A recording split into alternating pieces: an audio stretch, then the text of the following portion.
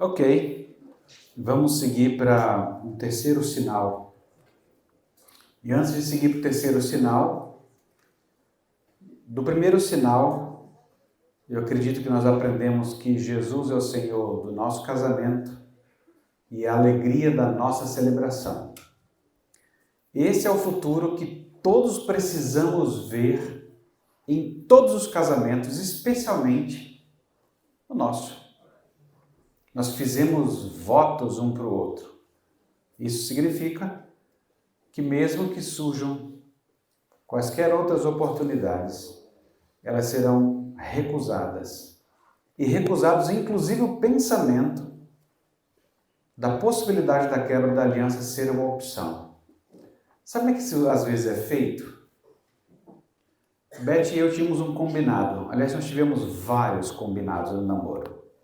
De coisas que a gente poderia ou que não poderia fazer. Então havia coisas que não podiam ser ameaçadas. Uma delas é a nossa aliança, ela não pode ser ameaçada. Sabe aquela coisa do tipo, não tá dando, vou para casa da minha mãe. Esquece, essa frase não existe. Eu posso querer esganá-la e ela a mim, mas essa frase não existe. A gente pode chegar às vias de fato, mas essa frase não existe. Assim como não existia a ameaça de eu acho que não está dando certo. Isso é o óbvio, a gente está vendo nas brigas que a gente está tendo, que parece que não está dando certo. Mas não existe a possibilidade, por causa dos votos que nós fizemos, disso ser uma opção. Não é uma opção. Da palestra 2, do segundo sinal, nós aprendemos que Deus providenciou pessoas para representá-lo de um modo especial. Todos nós agimos com o Espírito Santo, mas Deus quis colocar pastores, líderes e mestres no meio da comunidade e colocou no casamento marido e mulher para trabalharem o significado e a identidade um do outro à luz de Jesus, porque Ele é a nossa verdadeira humanidade. Então, Ele sabe o que eu devo ser como homem ou como mulher. E é à luz dele que nós somos moldados. Acreditar nisso é acreditar no que Jesus fala e faz do jeito dele. Tem hora que a gente não quer, né? Fala assim, Deus, eu acredito que o Senhor vai mexer em alguma coisa, mas não nós aqui juntos mais. Não. É acreditar no jeito dele, no jeito que ele faz. E agora a gente vai para o terceiro sinal, que é em João 5, os versos de 1 a 15. Onde está o seu descanso? João 5, de 1 a 15. Acompanhe com os olhos e o coração, com atenção, a leitura que eu farei. A palavra de Deus diz assim: Passadas estas coisas, havia uma festa dos judeus e Jesus subiu para Jerusalém. Ora, existe ali junto à porta das ovelhas um tanque chamado em hebraico Betesda, o qual tem 5 pavilhões. Nestes, jazia uma multidão de enfermos, cegos, coxos, paralíticos, esperando que se movesse a água, porquanto um anjo descia em certo tempo agitando-a, e o primeiro que entrava no tanque, uma vez agitada a água, sarava de qualquer doença que tivesse. Estava ali um homem enfermo havia 38 anos. Jesus, vendo-o deitado e sabendo que estava assim há muito tempo, perguntou-lhe: Queres ser curado? Respondeu-lhe o enfermo: Senhor, não tenho ninguém que me ponha no tanque quando a água é agitada, pois enquanto eu vou, desce outro antes de mim. Então lhe disse Jesus: Levanta-te, toma o teu leito e anda. Imediatamente, o homem se viu curado e, tomando o leito, pôs-se a andar. E aquele dia era sábado. Por isso, disseram os judeus ao que fora curado: Hoje é sábado, e não te é lícito carregar o leito. Ao que lhes respondeu: O mesmo que me curou me disse: Toma o teu leito e anda. Perguntaram-lhe eles: Quem é o homem que te disse: Toma o teu leito e anda? Mas o que fora curado não sabia quem era, porque Jesus se havia retirado por haver muita gente naquele lugar. Mais tarde, Jesus o encontrou no templo e lhe disse: olha que já estás curado, não peques mais, para que te não suceda coisa pior. O homem retirou-se e disse aos judeus que fora Jesus quem o havia curado. Vamos falar com Deus uma vez mais? Bom Deus e Pai, ajuda-nos a discernir a Tua voz em meio à explicação desse texto. No nome de Jesus. Amém. Eu gosto de um monte de detalhes dessa história que a gente não vai tratar, mas a gente vai ficar nas coisas do casamento. Mas eu gosto dessa ideia de que esse cara é um dedo duro, né? O curado. Não, ele é Jesus. Eu não sabia aquela hora, mas agora eu sei. Rapaz do céu, complicado, né? Pressão religiosa é um negócio sério. Você realmente acha que vai ajudar falando com algumas pessoas. É assim em qualquer empresa. Você acha que... Aliás, a gente é educado assim, né? Parece que a gente cresce quando a gente fala mal de alguém. Eu preciso diminuir alguém para a gente crescer. É uma prática muito comum no reino da terra. Mas vamos lá. Terceiro sinal. É feito a um homem que estava doente há 38 anos. E também não é demais a pergunta de Jesus? Você quer ser curado? Não. Eu estou aqui só curtindo, junto com o pessoal.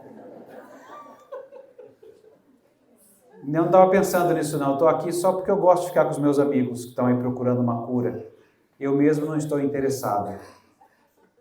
É interessante você saber o que você quer mesmo depois de 38 anos, não é? Ele estava deitado, a gente não sabe qual era a doença, mas a gente sabe pelo verso 14 que foi por causa de um pecado. Não sabemos qual foi, nem toda cura está associada a pecado. Mas essa aqui, houve essa associação que o próprio Jesus disse. Agora, o que Jesus quer com este sinal tem muito pouco a ver com o doente e mais a ver com o ex-doente. O que ele faz depois de ser curado? Ele carregou o seu leito em dia de descanso. O foco é esse. Não é sobre a doença, não é sobre o tempo, não é nada disso. E é tão difícil isso. Tem coisa que a gente quer assim, Jesus, eu queria tanto focar nessas coisas da história. Mas o texto não fez foco nessas coisas. E os religiosos ficaram muito irritados. Lembre-se que é um padrão aqui no Evangelho de João. A pergunta importante é: quem é Jesus? E aí, nesse caso, Jesus sempre faz um sinal, que nós estamos atrás deles, ou uma reivindicação, e as pessoas ou não entendem ou ficam zangadas. Isso é um padrão que você vai vendo no Evangelho de João. Os sinais de Jesus mostram um de dois aspectos já delineados no primeiro capítulo do Evangelho. Jesus, ele é Deus porque ele possui os mesmos atributos do Pai ou porque ele faz as mesmas obras que o Pai. É isso que você vai ver o tempo inteiro. Jesus possui os mesmos atributos do Pai ou faz as mesmas obras do Pai. E pode ser um E. Nesse sinal, a discussão não é sobre a fé do doente, que, aliás, como eu comentei, ele parece mais interessado em agradar as autoridades religiosas do que em ser grato a Jesus. Tem outras curas que a pessoa fica, eu preciso agradecer a Jesus. E tem essa, em que o cara vai lá, é Jesus, o nome dele. Eu não te falei aquela hora, porque eu não sabia, mas agora eu sei. Jesus. O ponto focal é sobre o dia de descanso e a relação do dia com Jesus. Ou seja, quem é o real descanso para o qual o dia aponta?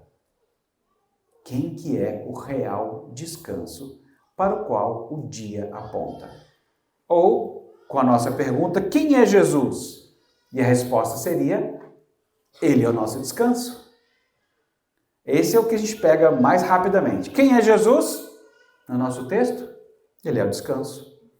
Nesse episódio, portanto, você vai perceber uma diferença muito clara entre um cristão e uma pessoa que quer viver só uma vida religiosa.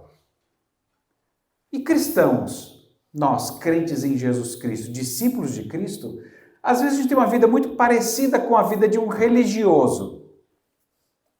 Aí você fala, mas o que você quer dizer com religioso?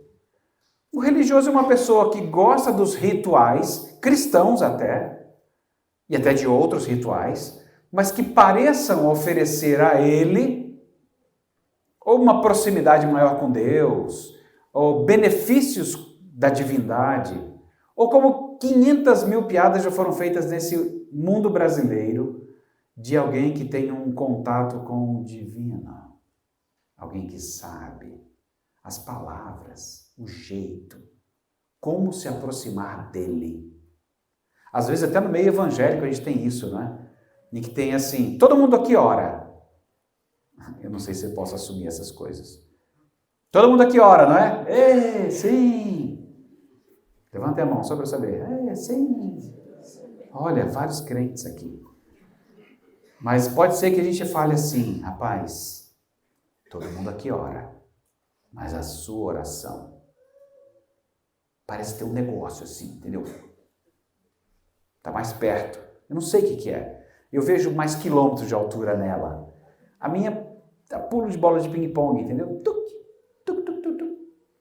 Parece que some logo. Mas a sua, quando eu ouço, parece um negócio assim, chega lá. Então, às vezes, também de modo bem pecaminoso, a gente acaba transferindo. Algumas pessoas conseguem orar mais por certas coisas, o que vira uma loucura. Uma das grandes bênçãos como pastor, vocês devem imaginar isso, é você visitar a casa de alguém.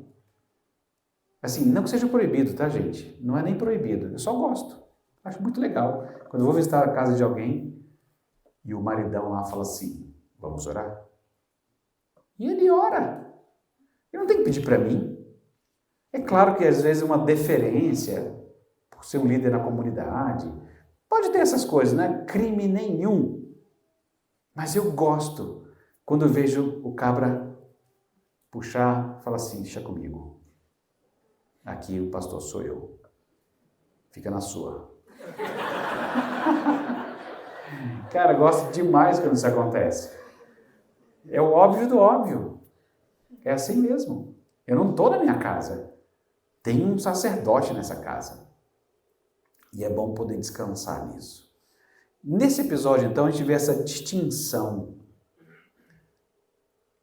Crentes, assim como religiosos, eles se arrependem dos pecados. Você fala, sério, os dois? Sim, os dois. Mas tem uma diferença bem interessante, que o religioso não consegue se arrepender daquilo que ele acha que ele está certo. Crente não. Crente ele tem uma noção muito clara de quem ele é. Eu estava cego, agora eu vejo. Eu estava na lama, mas Cristo me tirou. Então, os crentes em Jesus Cristo, eles também se arrependem até da sua retidão, porque eles sabem que sequer a sua retidão conquista um lugar no reino dos céus. É a graça do nosso Senhor Jesus Cristo. Só um cristão vai dizer assim, sabe de uma coisa? Eu descansava nas minhas obras, mas isso nunca me deu descanso ao meu coração. Somente como eu descansei no trabalho de Cristo, é que eu consegui descansar de fato.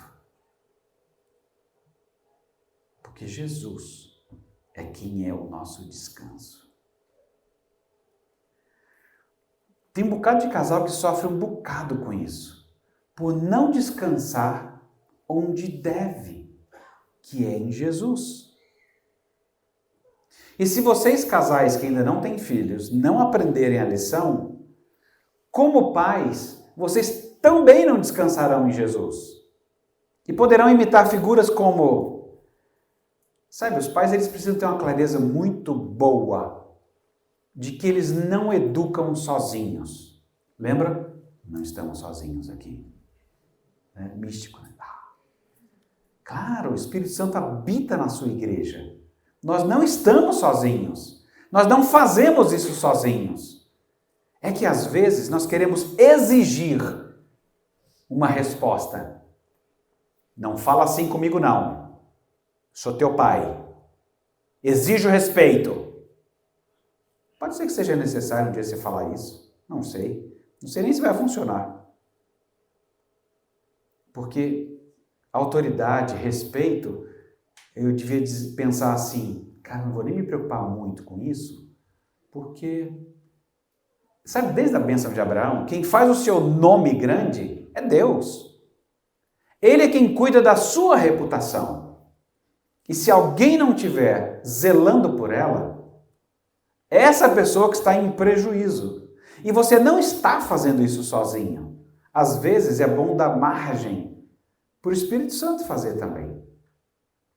Não, mas o moleque foi, bateu a porta, não vai ficar assim. Tô aqui, ó, esperando. Abriu, o bicho vai pegar, vai, não vai ficar assim não. Bem que podia ser de outro jeito, né? Falar assim, que droga. Cara, eu fui ofendido até o último milímetro humano aqui, de homem. Estou me sentindo bom, cavalo, minha esposa já disse. Mas eu estou me sentindo uma anta. Vai ficar mais bonitinho, né? Estou me sentindo uma anta. Inútil no talo. Não estou conseguindo resolver isso. Eu acho que eu fui desrespeitado na minha autoridade, mas eu não vou ficar aqui na tocaia da porta, não. Acho que eu vou entrar no meu quarto e vou pensar nas coisas que eu, acusado da cavalice, né? É legal quando a gente é acusado de cavalo, não tem nada a ver com cavalo, né? Nem a crina, nem a orelha, não é a montaria, não são as patas, nada, é só a ferradura, que nem é do cavalo. Mas a gente entende, né? Aí entra no quarto e fala, Senhor, minha mulher diz que o que eu falei foi certo, mas o tom foi de cavalo. Eu não estou vendo isso, mas o Senhor me deu ela. E ela vai olhar isso e vai me ajudar. Ela falou para me ajudar. Eu nem sempre acredito que é para me ajudar. Eu acho que às vezes ela faz isso só para poder acabar com a minha vida. Mas o Senhor está dizendo que não é. É essa a proposta do casamento, né? Da alegria. E o Senhor colocou uma auxiliadora idônea e ela está me dizendo isso. Deus, está tão difícil acreditar nisso. Vamos fazer o seguinte, eu sou crente, então eu vou acreditar nisso. Que o Senhor está falando, eu estou aqui num diálogo, tá? Com Deus, então vão ouvindo aí. Eu estou acreditando que ela está falando em nome do Senhor. Então vamos supor, né? Só supondo que eu tenha sido um cavalo, que eu acho muito difícil, não é do meu tipo. Mas vamos supor, só prefeito de exercício, né? De entrega. Ó, braço aberto, tem nada na mão, nada, doutor, podia estar roubando, matando, mas eu estou aqui como pai de família. E vamos supor então que eu fiz isso, que eu falei de um modo indevido. Mas também precisava, né? Ver o moleque. Atrevido, 9 anos. Onde é que vai parar? Daqui a 2 anos tem que arrancar os dentes dele, se continuar nessa toada. Mais 4 anos eu vou ter que matá-lo. Porque olho por olho, dente por dente, né? De acordo com a ofensa. Tem hora que eu fico pensando nisso, né? A gente às vezes reage de um modo tão visceral que fala assim, cara, se ele quebrar o seu computador, ele tá morto. Porque no copo já deu isso? Então, aí você começa a pensar e considerar aquilo diante de Deus. Fala assim, às vezes o meu descanso, Deus, eu estou entendendo. Esse texto aí, foi bom ter lido. O Senhor não é meu descanso, não, é verdade, eu tenho que confessar isso. Porque eu estou descansando se eu obtiver a confissão. Quando o mais importante é ele ter o coração dele para o Senhor. E poder primeiro confessar para o Senhor, não para mim. Teu nome é maior que o meu. Tem tanta coisa para ser pensada nesse quarto, entendeu? E eu acho que eu faria isso. Ia pensar nessas coisas dentro das categorias adequadas, entendeu?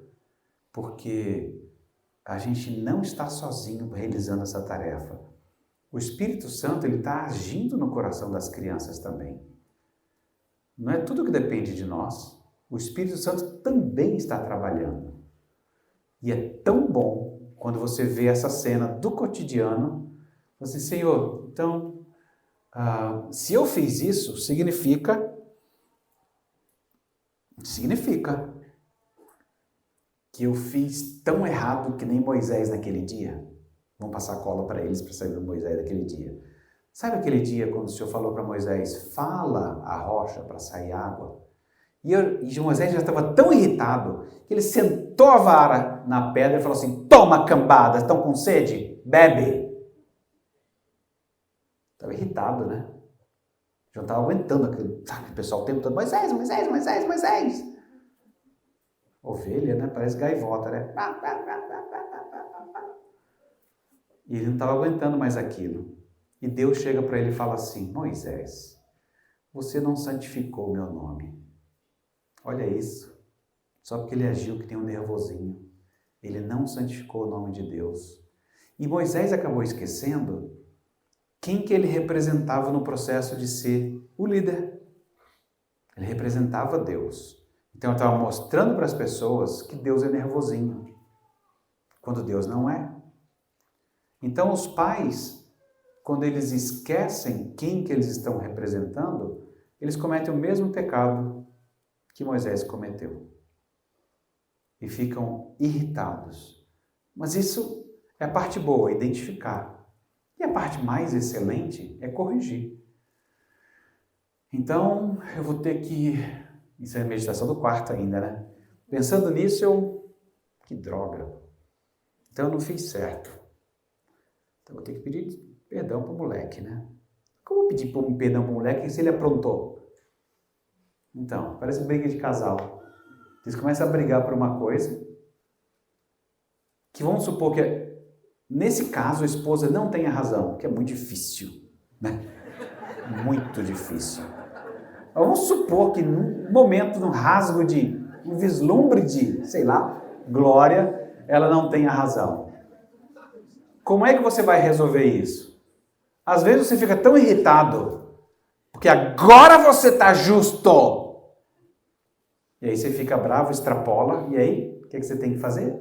Resolver o seu jeito topeira. É assim que fala. Mas e quanto a... Outro dia.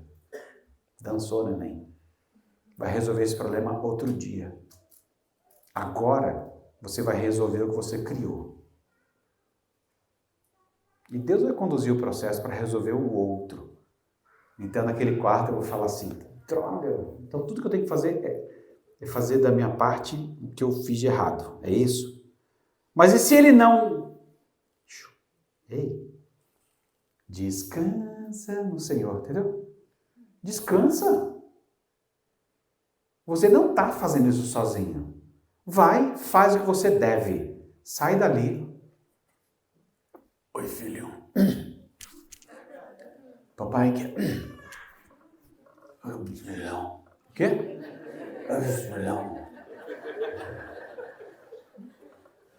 Tem hora que sai assim, né? Mascado. Mas é o que você deve fazer. Papai quer pedir perdão. Porque eu não falei com você do jeito que eu devia. Eu não deveria ficar tão irritado por um problema que dá para ser conversado. Me perdoa por isso. A gente conversa sobre outros assuntos depois.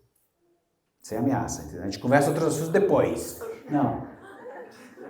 É tudo dentro da medida. É só o seu pecado. Você não está fazendo uma troca. É só o seu pecado. Confia, descansa em Jesus. Ele está trabalhando também. Então, é isso que crentes fazem, discípulos de Jesus Cristo. Eles se arrependem da sua retidão. Não é porque às vezes eu estou fazendo tudo certo que vai imediatamente acabar bem. Há um tempo, há um processo. Lembram do iceberg? Até você perceber que você está carregando coisas que você não deveria, que deveria estar ocupando tradições do Evangelho, mas ainda tem tradições antigas que você tem que aprender a se arrepender delas e jogar fora, é um processo. Especialmente porque a gente aprende muitas coisas por, sabe, só auricular. Você aprendeu, você viu, você acha que sabe o que é sexualidade. Você acha o que deve acontecer entre um casal. Mas toda a sua formação foi na cidade dos homens. Foi ouvindo coisas aqui e acolá, piadas aqui e acolá, e parecia que você sabia. Tem hora que você tem dúvida de coisas tão banais. Tem hora que você não sabe nem como é que escreve certas palavras, porque você nunca precisou escrever. Exceção, é com 2 S's? Exceção.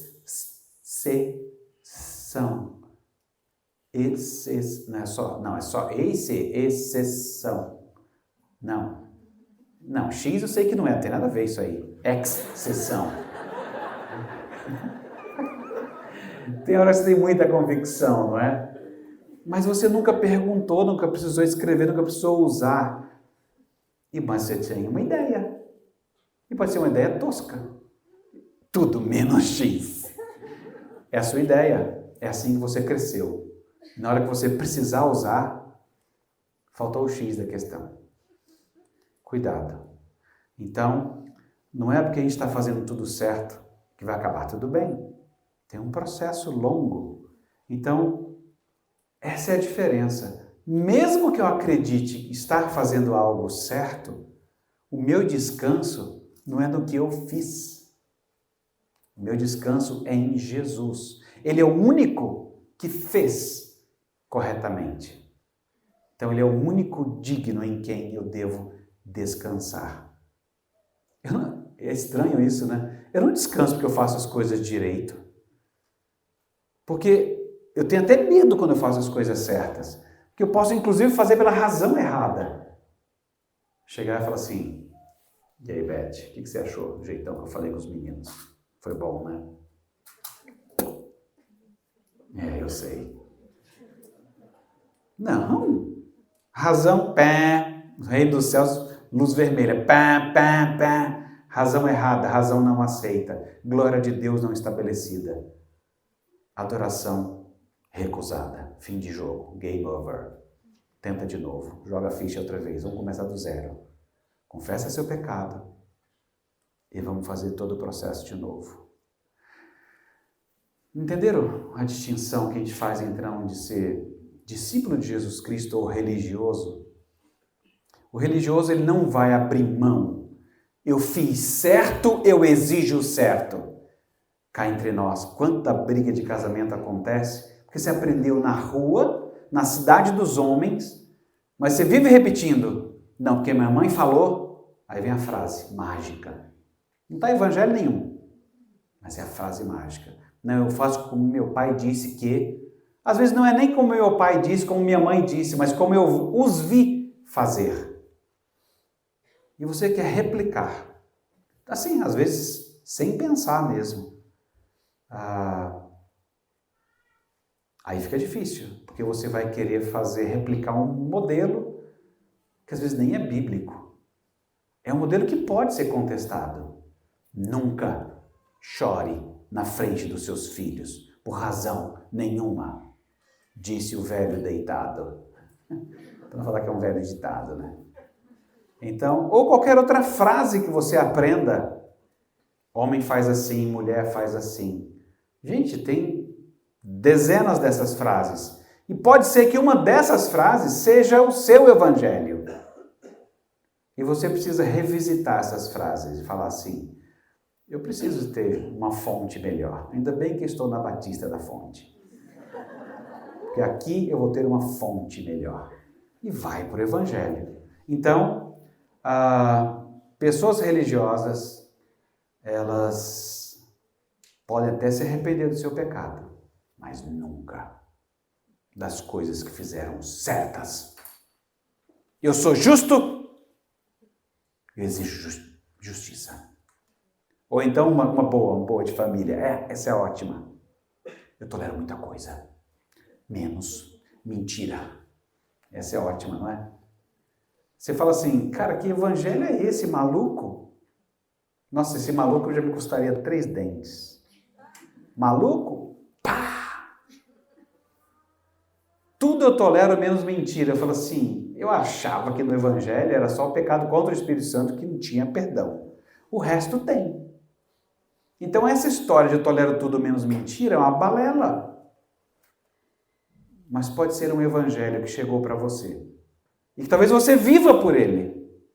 Não, menino, menina, senta aí. Vai ler o evangelho. Não é desse jeito. Para mentira também tem perdão. Você não precisa acabar com o mundo da sua casa porque alguém mentiu. Você precisa ensinar essa pessoa a amar mais a Deus, acima de todas as coisas, de modo que ela não precise lançar mão desse subterfúgio para poder ser aceita, ser amada, etc. Tem perdão para isso também. Se Jesus é a sua glória, se ele é a sua justiça, e se você está descansando no trabalho dele, não no seu, por que você ficaria tentando provar que você é bom o tempo inteiro? Meninas, não fiquem tão apavoradas quando alguém disser, vamos na sua casa. E você parece que vai ter que arrumar a casa inteira para mostrar que você é boa dona de casa. Eu não estou querendo dizer com isso que você tem que mostrar uma bagunça, entendeu? Tem gente que vai para o outro lado do pêndulo. Entra aí, tenta achar um espaço, tá tudo meio sujo, mas é que eu não sou muito da limpeza, sabe? Não. Isso é um outro problema de resolver outro dia. Não é isso, mas ao mesmo tempo também não é aquilo. Você não tem que provar para as pessoas que você é excelente dona de casa. A pessoa não é besta. Eles sabem que você é uma pessoa humana. Eu achava que eu jamais ia usar esse pedagogias. Ela é uma pessoa humana. Mesmo porque hoje existe pessoa não humana. Com as distinções que o pessoal vai tentando fazer, e foi uma distinção muito complicada, quando tem uma divisão que vem acompanhando já a história dos gregos, Idade Média e tudo mais, uma distinção para a pessoa falar assim, eu mato um feto porque é humano, mas não é uma pessoa. Então nós somos dos poucos, na verdade o único ser nessa terra que consegue fazer uma distinção entre pessoa e humanidade. Eu também não sei onde é que a pessoa aprendeu esse evangelho, entendeu? Onde é que está essa distinção? Porque nós somos criados com a junção dessas coisas. Nós somos corpo e alma. Não tem separação. E é tão medonho que é escrito na palavra que a palavra de Deus é capaz de discernir juntas e medulas. E como se pudesse separar o inseparável. Aliás, é por isso que a morte é tão estranha. Porque ela faz uma cisão onde não deveria existir. Ela é esquisita nisso. Algo que não devia existir. A gente não tem que ficar tentando provar que é bom o tempo todo. Você faz, e todos nós somos maridos e mulheres possíveis, copiando o título de um filme, né? Mulheres Possíveis. Nós somos homens e mulheres possíveis pela graça. Então não é que eu não vou perseguir o bem, mas eu sei que todo bem que eu possa fazer, ele é o bem possível. E eu não vou tornar o mundo inteiro uma miséria para provar alguma coisa que eu não sou. E eu vou descansar em Cristo. Então, haja como um cristão, um discípulo de Jesus. Realize o seu trabalho para satisfazer a Deus e não a você mesmo diante das pessoas. Quanta coisa a gente não faz por causa da gente mesmo. Porque a gente vai ser visto, reconhecido, elogiado. Não. Trabalhe para satisfazer a Deus. E aí vai dar certo com o resto. Aliás, é o princípio da mágica do casamento. Você procurar alguém que está super interessado em agradar a Deus. Essa pessoa vai agradar você. Mas enquanto você não vir isso, alguém extremamente envolvido em agradar a Deus, em tudo que faz, o subproduto é esse, vai agradar você. À medida que você vai amadurecendo, você vai dando menos importância às coisas que você achava que foram feitas só para magoar você. Tem coisa que a gente tem essa convicção no casamento, não tem? Ele fez isso só para me magoar. Ou ela fez isso só para me magoar. E às vezes a pessoa nem pensou no assunto, só te chamou de cretino mesmo. Mas não foi assim, sabe, para magoar você. É só uma constatação da realidade. Não é disso, não. Isso aí seria esquisito, né? São outras coisas. Eu me lembro de ter visto algumas coisas. O Instagram ele é muito criativo, né? O pessoal do Instagram. Eles são muito criativos, só que não. Então, nas coisas de casamento, então, eu vi um que eu, assim, achei o máximo quando eu vi, que era a questão do cara que chega, assim, para deitar, e na hora que ele finalmente deita, pega água para mim. Já viram esse no Instagram por aí? E eu achei o máximo aquilo. Primeiro, por uma constatação da realidade. Falei, cara, é impressionante. É que nem criança de colo, que ela tem o detector de ele vai sentar. Quem teve bebê já sabe, né? Se vai sentar, fica em pé, para. Falei assim, cara, GPS, né? O cara tem um negócio nele. Ele sente o campo magnético, a variação, tudo. É impressionante. Eu falo, de onde vem isso? Ou de onde vem a percepção? A mulher está dormindo, de olho fechado. E você entrou. Dá água. Só que qual é a diferença? Essa é a constatação da piada pública. Isso é típico da cultura dessa terra. O que interpreta o cara? Ela está fazendo de propósito. E aí você começa a ver, em lugar de ver a sua mulher, você vê uma inimiga. Você já vê ela com um fuzil na mão e querendo jogar uma granada em você. Ela tem alguma coisa contra mim. Ela quer acabar com a minha vida. Deve ser. Mas se você parar na piada e falar assim, a piada perde a graça quando fala assim, peraí, mas tem uma coisa mais profunda do que isso. A questão não é ao redor de mim. O centro de gravidade não sou eu. Se toda vez ela pede água na hora que eu vou deitar, eu já sei. Eu vou levar antes. Eu já chego com a água. Isso a piada não tem graça, né?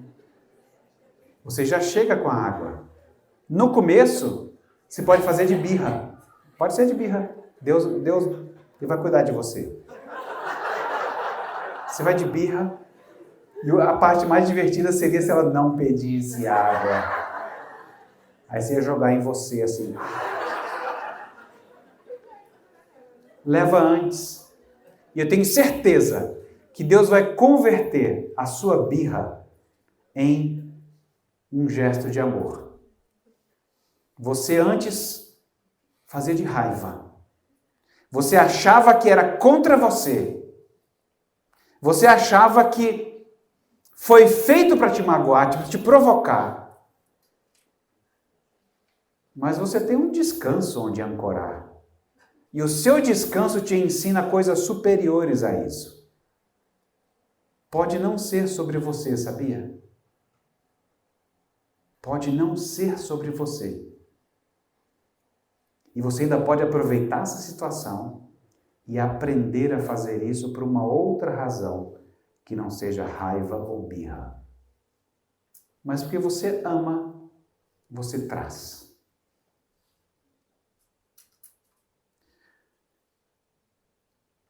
Tem sido muito interessante, eu vejo um bocado de gente nas redes sociais envolvidas ainda no debate de doutrinas cristãs.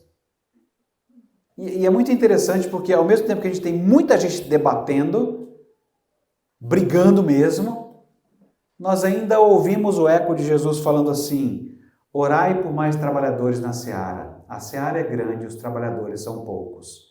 Mas Senhor, eu estou vendo um monte de gente brigando. Assim, então, orai por trabalhadores para a seara. Porque a obra de Jesus Cristo não é provar estar certo. Não transfira, e a gente transfere isso para o casamento. Provar que eu estou certo. Não. A obra cristã é ter tanta certeza que você entrou no descanso, que você quer propiciar descanso. tentar provar que nós somos superiores ao nosso cônjuge, ou que as nossas opiniões sobre aquilo são superiores, consome o nosso tempo, o tempo da família, e na verdade é uma tentativa de mostrar para Deus quão digno nós somos de fazer algo melhor que o nosso cônjuge. Pobre alma. Não está vendo.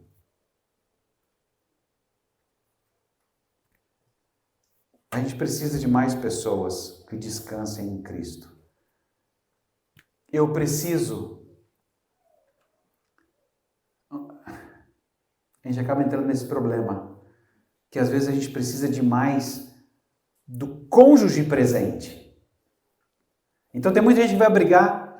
Você está me deixando muito só. Não sei se é homem ou mulher que fala isso. Não sei. Acho que homem não fala isso, não. Acho. Se bem que pode ter uns que falem. Ou então, eu preciso, é uma coisa que você nem fala, mas você espera ser aprovado. Acho que homem é mais desse tipo. Espera ser aprovado.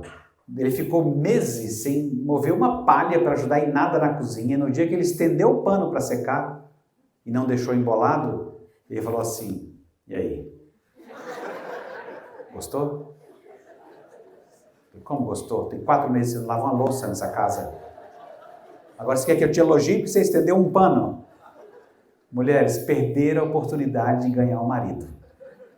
Nessa hora você olha pro traste e fala assim, que bom, estender um pano é muito bom, eu agradeço muito o seu trabalho. Já que você está nessa empolgação, vem comigo aqui, vamos fazer mais umas coisinhas, já que a gente está tão empolgado juntos. Isso é melhor do que estragar um negócio tão bom que ele fez, tão produtivo, e não aproveitar desse processo para ir mais longe. Então, tem hora que a gente quer o cônjuge presente demais, ou que aprove o que eu faço, ou que veja o meu valor, ou que faça o que eu acho importante. Cuidado. Vocês são um, mas vocês são 2. É tão bom saber que vocês são um, mas que um tem um nome e outro tem outro. Um é homem, outro é uma mulher. E que amam a Deus. Pode ser que seu cônjuge simplesmente não esteja vendo, percebendo. Trabalhe, faça, descansando em Cristo. Aprender que ele é o descanso não é só uma declaração teológica. Não. Afeta o microfone. Saber que ele é o nosso descanso afeta inclusive isso. Você se casou em Cristo, você se casou dentro dessa realidade do descanso. Nós estamos no 8º dia. Nós entramos no descanso.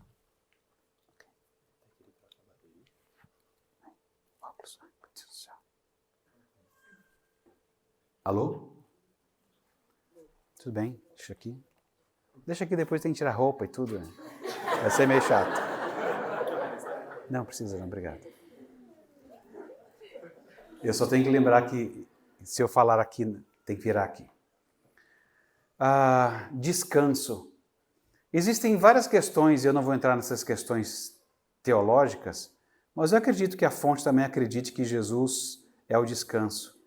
E que nós, em geral, nos reunimos no primeiro dia da semana, certamente para nos distanciarmos dos judeus da época, que se reuniam no 7º dia, e por várias outras razões que já devem ter lido em vários lugares. No primeiro dia da semana aconteceu tanta coisa, e até questões textuais no Novo Testamento.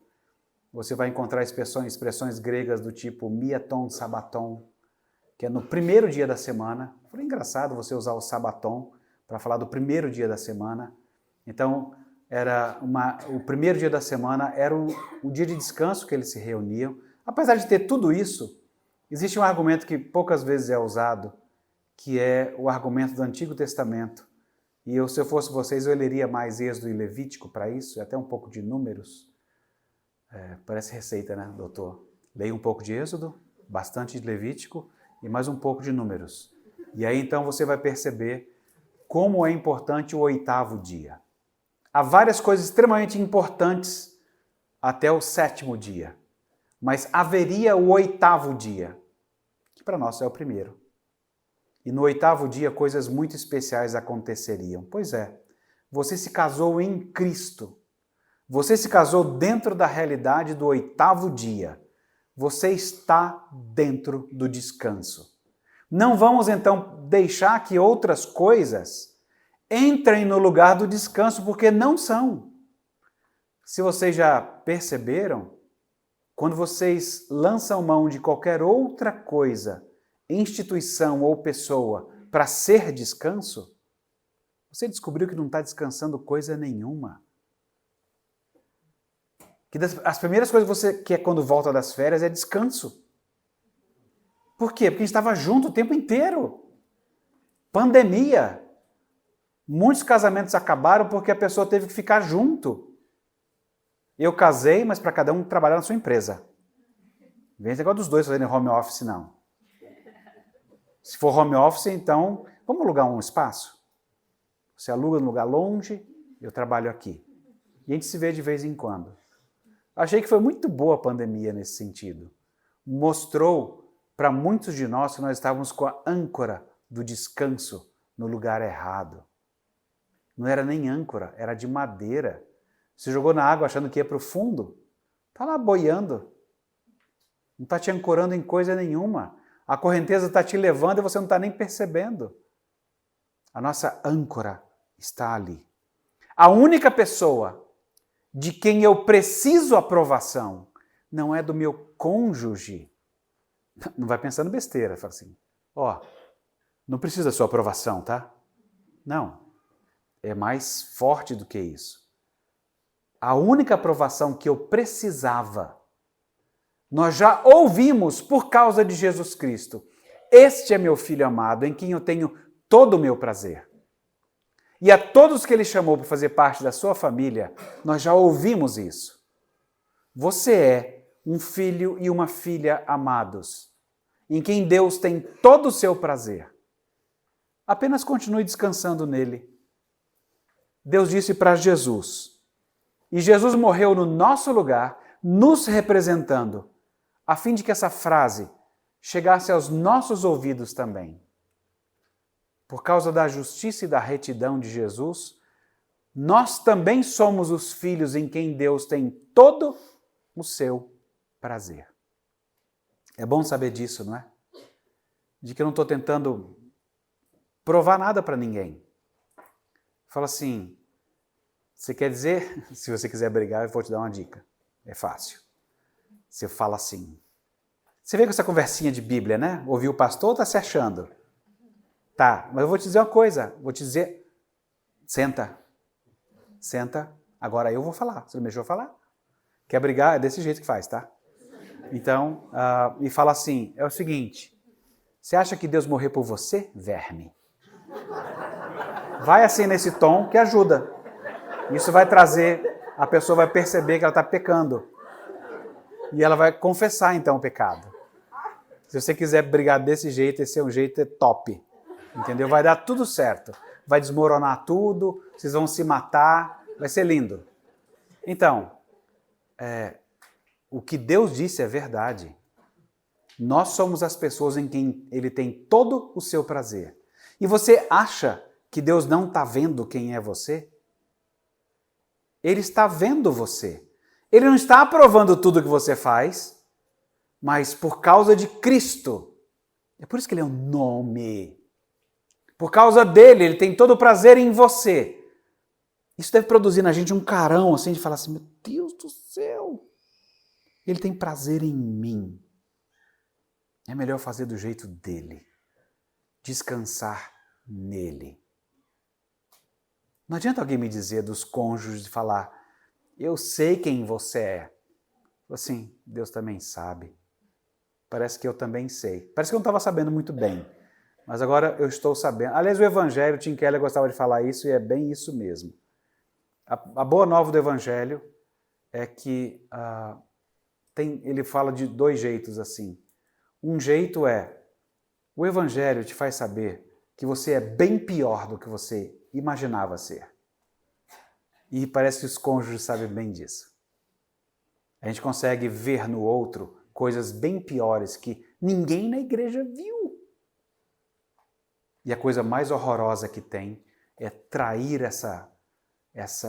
esse privilégio da proximidade e falar sobre isso com qualquer outra pessoa que não seja Jesus Cristo.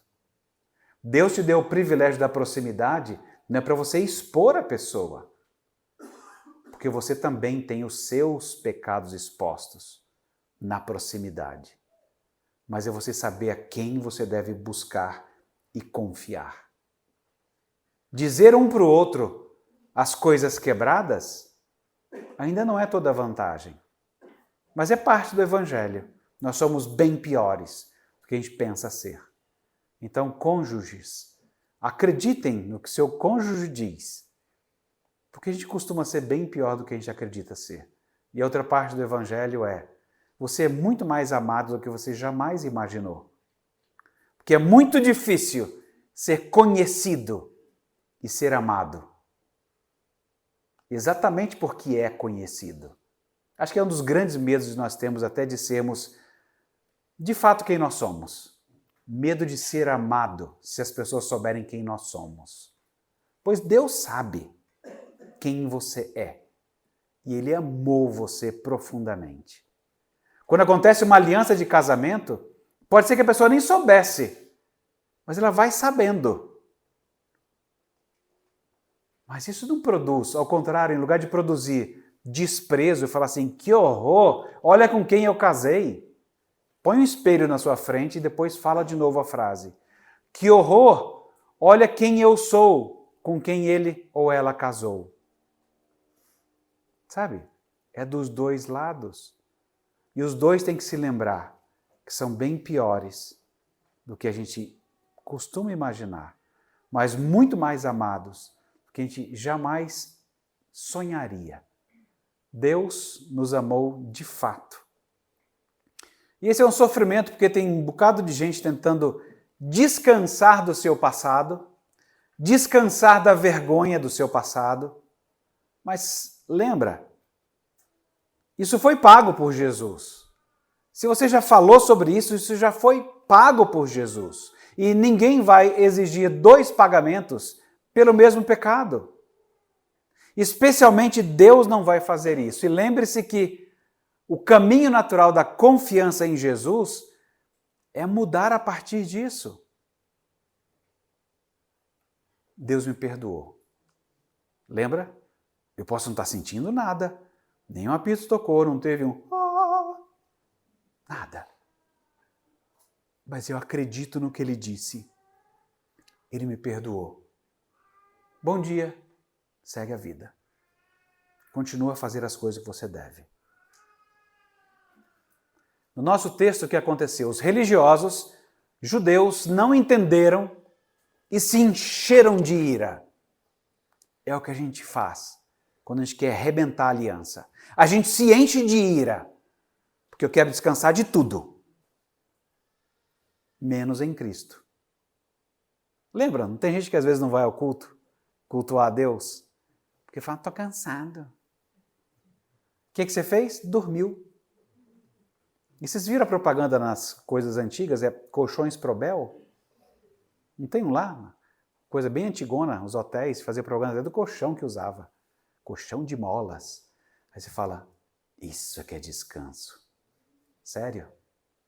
Você não se incomoda de fazer uma afirmação tão idolátrica? De você colocar um ídolo no seu coração? De achar que a cama vai dar um descanso maior para você do que o momento de adoração juntos? Que Deus pediu para você fazer? Te convidou para fazer? Aí você fala, desculpa Deus, eu estou meio cansadão, eu preciso realmente descansar, que eu estou, no limite. Aí você fala, então, eu não entendi. Se você está cansadão, está no limite, você tem que ir adorar. Porque é o único jeito de você formatar essa sua horizontalidade excessiva, é verticalizar. É o único jeito de você encarar a semana. É você olhar para o alto de novo e depender dele, que é o seu descanso. Acho que é isso, vou descansar. Vamos orar? Bom Deus e Pai, bendito e exaltado seja o teu santo nome. Obrigado por Jesus Cristo, por ele ser o nosso descanso. Tanta gente o odiou por isso. Na verdade, porque muitos odeiam o fato de que nós precisamos de teu Filho para poder até mesmo descansar. Dá sentido, Senhor, aos nossos relacionamentos com esse descanso. Nós oramos agradecidos no nome de Jesus. Amém.